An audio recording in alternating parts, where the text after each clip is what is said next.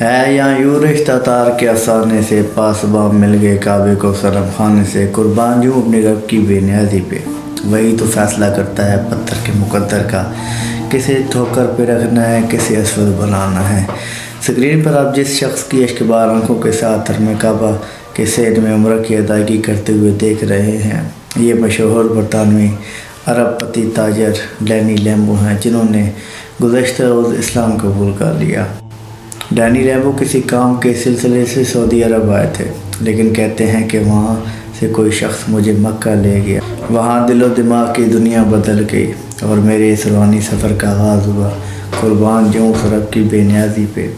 کہ ڈینی لیمبو جب برطانیہ سے نکلے ہوں گے سینہ ایمان سے خالی تھا، اب برطانیہ واپس جائیں گے تو سینے میں ایمان شمع روشن ہوگی۔ گدھا کو بادشاہ کر دے یا بادشاہوں کو گدھا کر دے، میرے مالک تو جب چاہے کسی کو کیا سے کیا کر دے۔ کبھی کنواں، کبھی منڈی، کبھی پھر قید میں یوسف، کبھی ایک مصر کا قیدی مصر کا بادشاہ کر دے۔ اور میرے اللہ کی رحمت اور نوازش دیکھیے شامی کہ موسیٰ لینے جائیں آگ اور پیغمبری عطا کر دے۔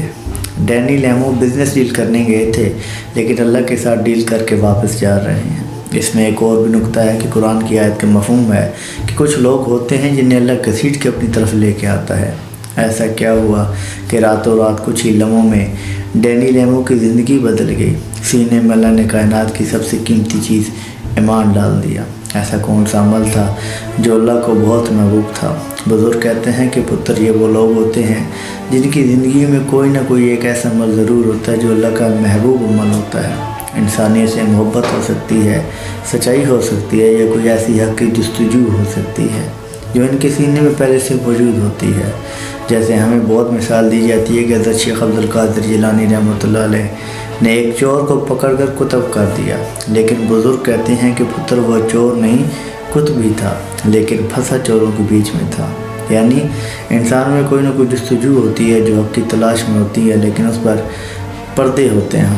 وہ انسان کی ایسی دنیا کی رنگینی میں محو ہوتا ہے، اس طرف نہیں آتا۔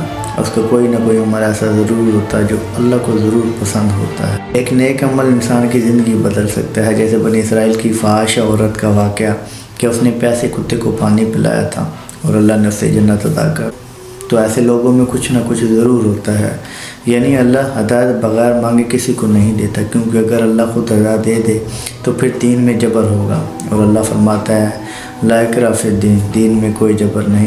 لیکن یہ لوگ وہ ہوتے ہیں جن کے دلوں میں پہلے سے جستجو ہوتی ہے، ان کا کوئی نہ کوئی ایسا عمل ضرور ہوتا ہے جو اللہ کو پسند ہوتا ہے، اور ایسے لوگوں کو اللہ گھسیٹ کر اپنی طرف لے آتا ہے اور دنیا کی رنگینیوں سے نکال لیتا ہے۔ ہم تو مائل با کرم ہیں، کوئی سائل ہی نہیں، راہ دکھلائیں کسے، کوئی راہ رب منزل ہی نہیں۔ وہ تو کہتا ہے کوئی میری طرف چل کے آئے، میں دوڑ کے آتا ہوں۔